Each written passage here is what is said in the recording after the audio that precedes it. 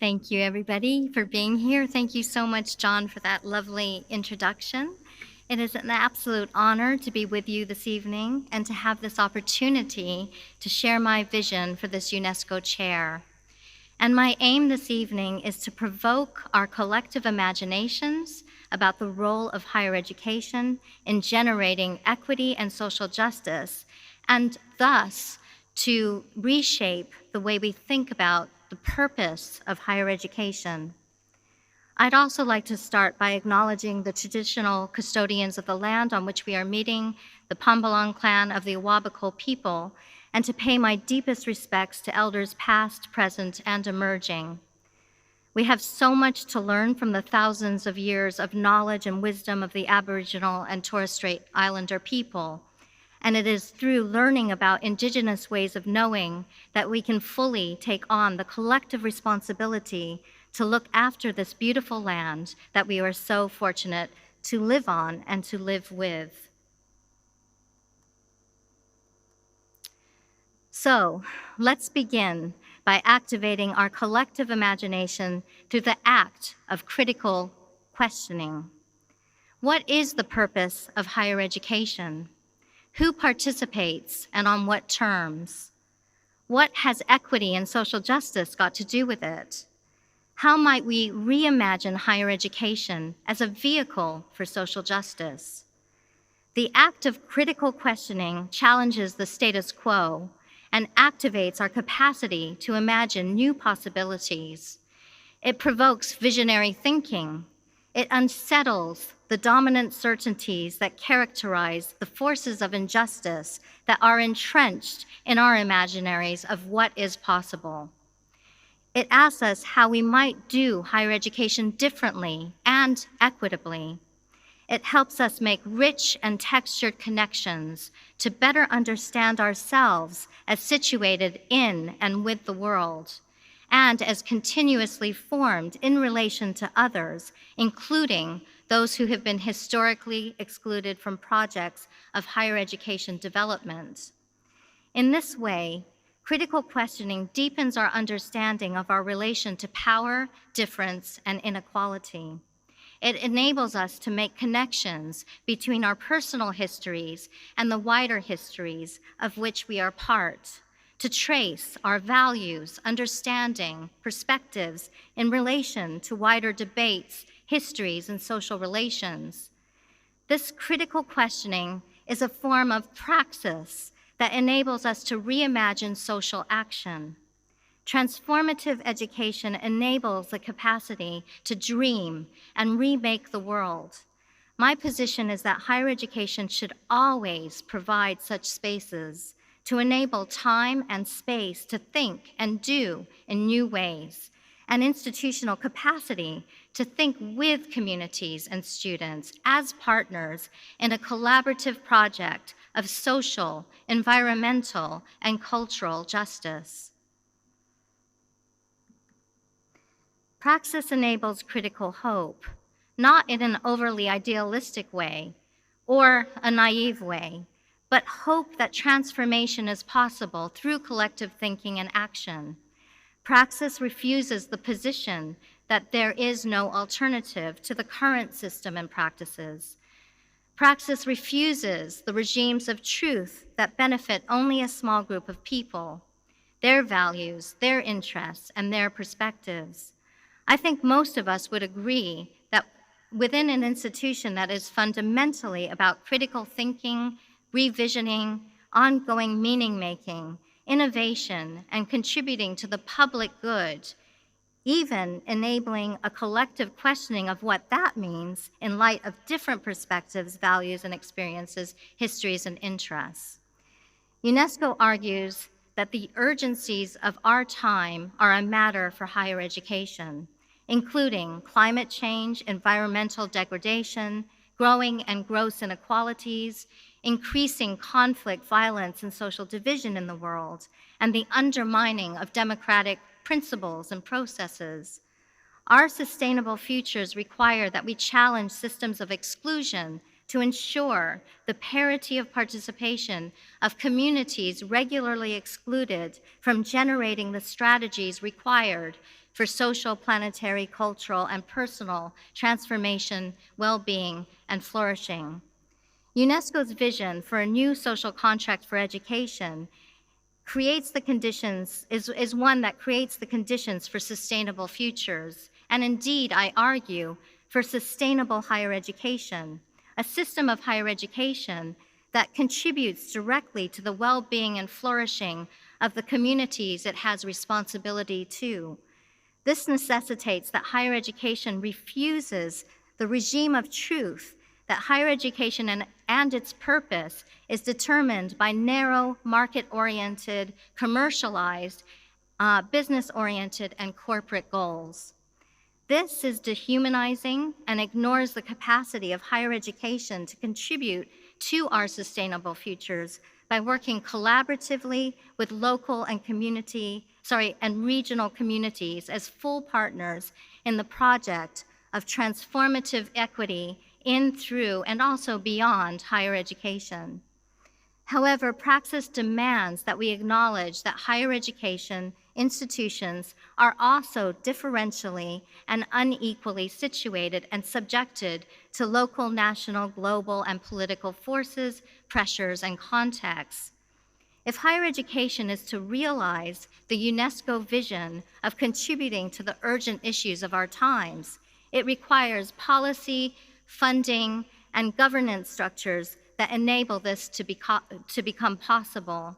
To be explicit, this includes a national comprehensive funding system and vision for higher education that enables differently situated universities to approach equity and social justice with integrity and to exercise an ethics of care and reciprocity in their work with community and student partners.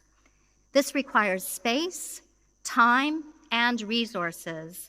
While calling on government, policymakers, and civil servants to recognize their role in creating possibilities for social justice transformation, universities and their leaders also have a key role to play. Those with the power to influence change and to make key decisions must do everything in their power to create the conditions for equity and social justice and for our sustainable futures. With the University Accord process for transforming higher education taking place right now, we are in a perfect moment to be contemplating the UNESCO call for, and I quote UNESCO, higher education institutions and their stakeholders to systematically rethink their role in society and their key missions, and reflect on how they can serve as catalysts for a rapid, urgently needed, and fair transition towards sustainability. The complexity of the issues at stake mean that the solution should be part of a radical agenda that calls for new alliances and new incentives. And Mary O'Kane herself, who is leading the Accord process, states, and I quote Mary O'Kane, if we can't reform our own system, then what can we do? And she herself puts equity as the central concern for reforming higher education. The University of Newcastle has a distinctive leadership role to play through its long-standing commitment to equity. The university was founded on its community partnerships. It has a long history in its commitment to Indigenous higher education and has a 50-year-old enabling program.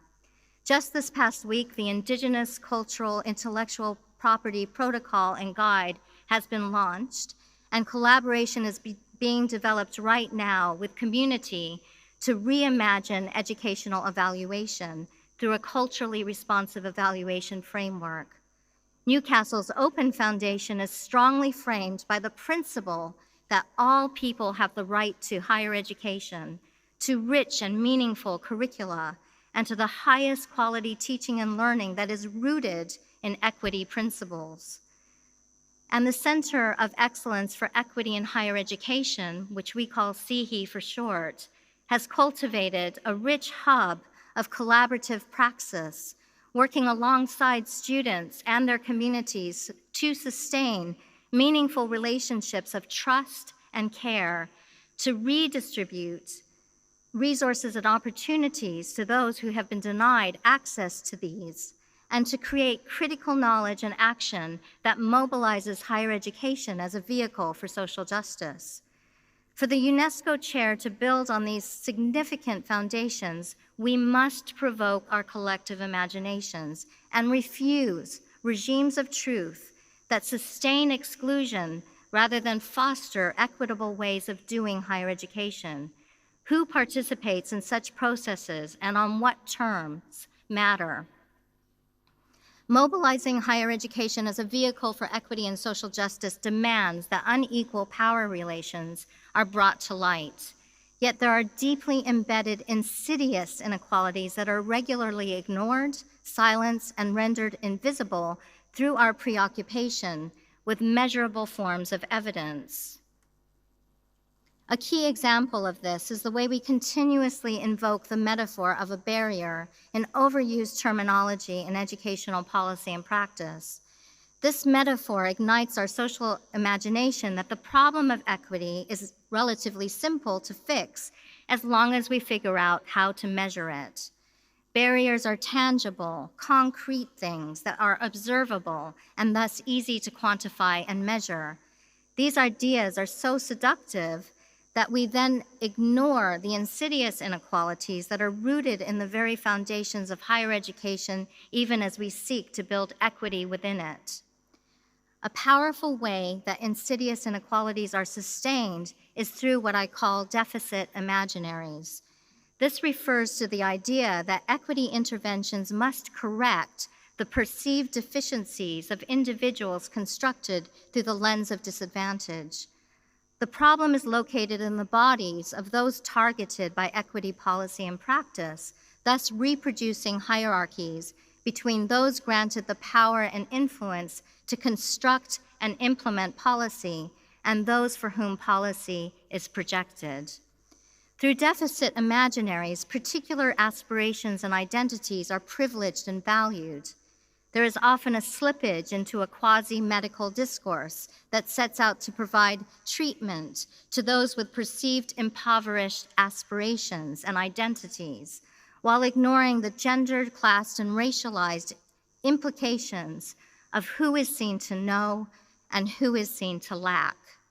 This is reflected in evaluation methodologies that foreground random control trials to measure the impact of the treatment either provided or withheld.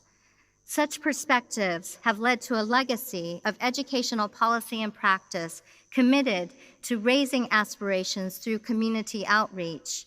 The idea that communities lack aspiration is not only wrong, it is deeply insulting. Equity becomes a set of interventions focused on changing individuals constructed through disadvantage, with minimal attention to the historical, intergenerational, and deeply entrenched social and cultural inequalities in which aspirations and identities are formed, validated, and enabled. The effects of this are damaging. Disadvantage becomes reduced to one dimension, such as low socioeconomic status. This is then projected onto identity, referring to students as low socioeconomic status students, for example.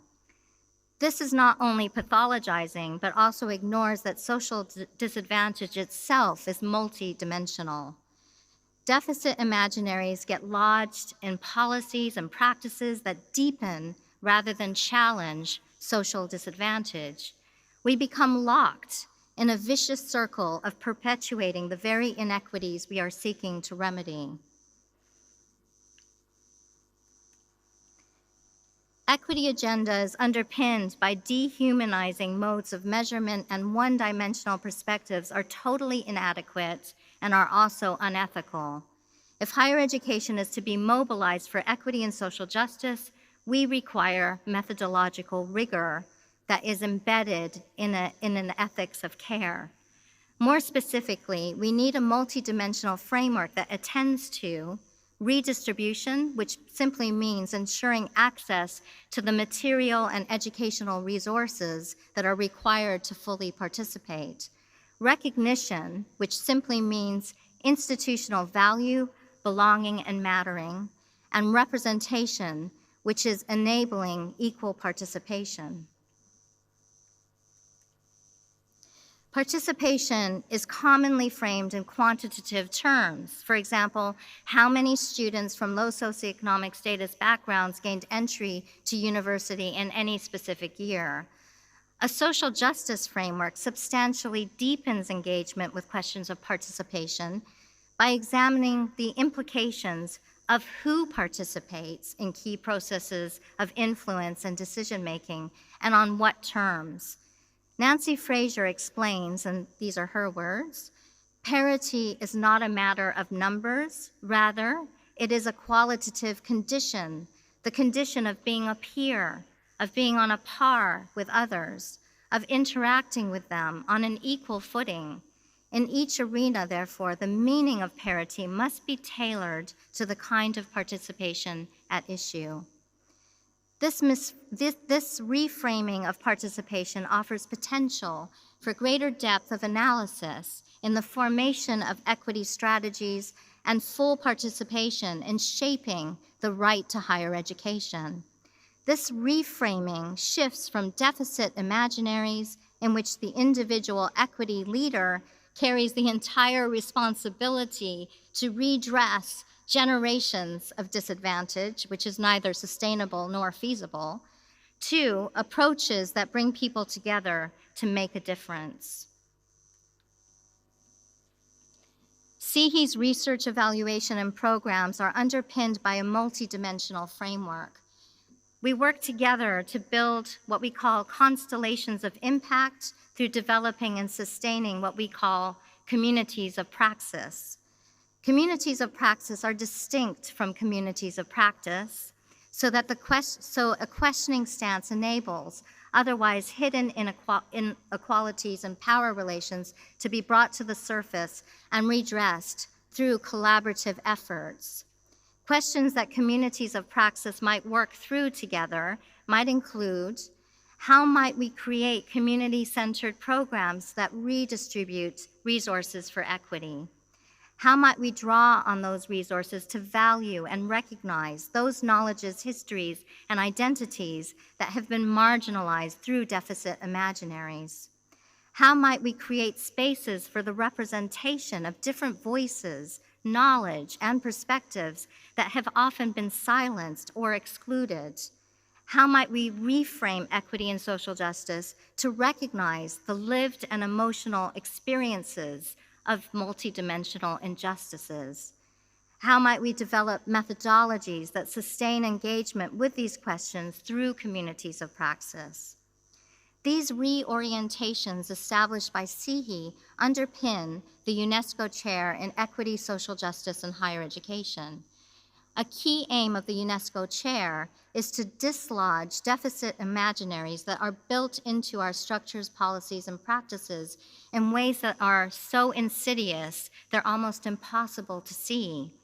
Our program of work involves 4 interrelated streams that aim to mobilize higher education as a vehicle for social justice.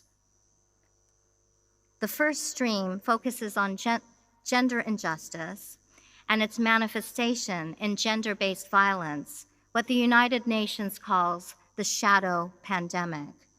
Gender-based violence is an insidious and widespread social problem across the globe, rooted in gender injustice and its intersections with racial injustice. However, gender-based violence is too often only made visible through the stigmatization of victim survivors. Many of you already know the shocking figures. A third of women across the globe will experience gender-based violence. In just this past month, the Bureau of Crime Statistics and Research has uncovered the rapid and alarming rise of domestic violence and sexual assault across our region.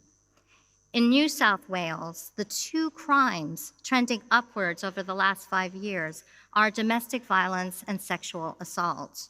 The total economic cost to Australia of violence against women over 2015 and 2016 was estimated at between $22 and $26 billion. Research has uncovered the devastating effects of gender-based violence. A 2023 report by Australia's National Research Organisation for Women's Safety explains that it has profound and long-term effects on victim survivors' health and well-being, on families and communities, and on our broader society. However, the impact of gender-based violence on equity in higher education is a silent issue. To redress this, the UNESCO Chair is developing a large-scale project across the Newcastle Central Coast and Hunter region to understand the impact of gender-based violence on higher education access and participation, and to develop a best practice hub. As part of the project, we developed arts-based spaces of connection for the project participants, and the beautiful artwork that you see on this slide, or the previous slide, and also this one at the bottom, the ribbon at the bottom, was created by the students. So far, 430 university students have participated in a comprehensive mixed methods survey. The survey explores the different forms of gender-based violence student victim survivors have experienced, the time and space in which these experiences unfolded, and the impact on accessing and participating in higher education. Some of the key findings include the majority of gender-based violence experience happened in students' own or someone else's private residence. On average, students first experience gender-based violence at age 13. Student victim survivors see university as a vehicle to create change and to make a difference to their families and communities. Many student victim survivors aspire to use their university education to help other victim survivors. Survey participants strongly identified as university students, but in contrast, they had a low level of belonging, a sense of belonging at university.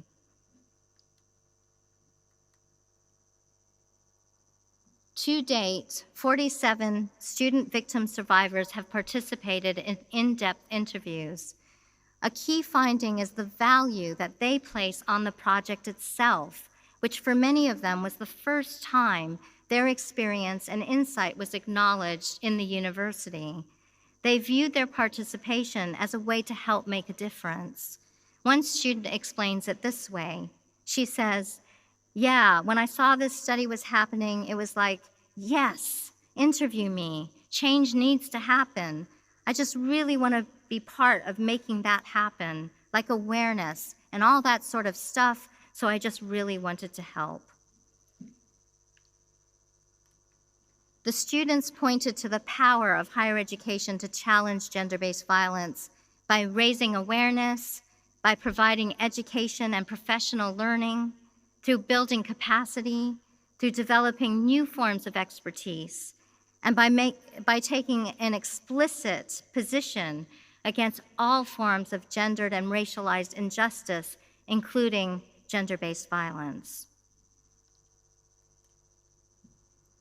The students' account reveal the insidious trauma they experience. Bertram and Crowley describe insidious trauma as the effects of gender injustice that are not always overtly violent or threatening to physical well-being at any given moment, but that do violence to the soul and spirit. Insidious trauma was exacerbated by the misrepresentation of experiences of gender-based violence as extraordinary one-off events, despite its social prevalence in our region and across the world. I have spoken for over 2 decades about the ways that deficit imaginaries manifest in an internalization of shame. The research has found that feelings of shame are particularly profound for student victim survivors. A student captures the way that insidious trauma feels. She explains, Gender-based violence makes you feel small and stupid, and maybe that you don't want to finish the degree, because what good will you be? If you're so dumb, how can you help people? Certain experiences made my self-esteem go right down, and it made me think, why am I studying this degree? Like, why? How could I be of use to anyone? And another student explains, the after effects of abuse lowered my self-confidence and esteem so that I felt I did not deserve a better life. And another student says, my ex said I was too stupid and too dumb to go to uni. I believed him for a long time. I was lucky I had some friends who encouraged me to try Open Foundation. There are so many accounts like this through the data, so these are just indicative of the kinds of things that the students were saying. The blind spot that gender-based violence matters in higher education makes it incredibly hard for students to articulate what they're going through. A student explains that gender-based violence is, and I quote, a really undisclosed part of people's lives that is so unfortunate that can have the biggest impact, the greatest impact that somebody could ever imagine. And there'd be so many women out there that will be suffering in silence and trying to figure out a strategy and services that can assist these women is paramount. Through the collaboration taking place under the UNESCO Chair, which includes research, evaluation, new programs, student advocacy, and interagency collaboration, we are producing critical knowledge and action to mobilize higher education in its capacity to contribute to gender justice and to challenge gender-based violence. A key role is providing a platform for students to articulate their knowledge and insights to create collective action for social change. The Hub will provide the resources, expertise, and tools required to enable victim survivors to thrive through lifelong learning and higher education participation. Creating constellations of impact, it will build their capacity and expertise to enable other victim survivors, their families and communities, and to contribute to efforts to eradicate gender-based violence by redressing gender injustice. This is a key example of how we can create new equity frameworks to mobilize higher education as a vehicle for social justice in ways that has benefits to all in society and contributes to a stable economy. So my aim in this keynote has been to provoke our collective imaginations through critical questioning as a form of collective praxis. I have shown that deficit imaginaries rooted in postures of certainty completely overwhelm our energies, investments, and efforts to build equity and social justice in, through, and beyond higher education. We need to explicitly refuse the idea that there is no alternative and to collaboratively generate new ways of thinking and doing. The university should be a partner in such processes in a social justice framework of redistributed leadership and deep relational collaboration. I strongly argue against the notion that the purpose of higher education is only about producing job-ready graduates. Students have high aspirations to contribute to society, including participating in meaningful paid work that benefits both themselves and others. We need to recognize that students' aspirations are relationally formed with their families and communities. In this way, students and community partners are co-leaders with universities in processes of reframing the purpose of higher education, of contributing valuable knowledge and wisdom from their experiences of historical, intergenerational, and often perplexing multi-dimensional injustices. Let's all be lifelong learners in the journey of making change together in our region and in partnership with others in the world that we can learn with. And so finally, it is such a great honor to have this appointment, as well as a significant responsibility. But the UNESCO Chair is not conceived of as the work of a lone scholar. UNESCO understands that transformation can only come through collective action, through cooperation, through collaboration, and meaningful parity of participation in the project of change. I will do everything within my power to make a difference through this appointment, but always in deep and respectful partnership with an incredible team in CIHI and with many other colleagues in the university that I work together with, and through student, institutional, community, regional, national, and international partners. I would like to pay special and heartfelt tribute to the student victim survivors who have participated in this project and contributed their immense wisdom and knowledge. I would also like to acknowledge the incredible community organizations in our region, across the country, and across the globe who work every day to support and enable victim survivors and to continuously do the tough work of raising the issue of gender-based violence and pointing to its devastating effects. Your work and expertise is invaluable to so many lives, and I can honestly say that without this incredible dedicated work, I personally would not be speaking to you tonight. Thank you so much to everybody for being here tonight, both in the room and on live stream, and for your interest and your support in developing this UNESCO Chair. I really look forward to having further conversations with all of you, but for now, I am very excited to have a more informal conversation with Kaya Hanley.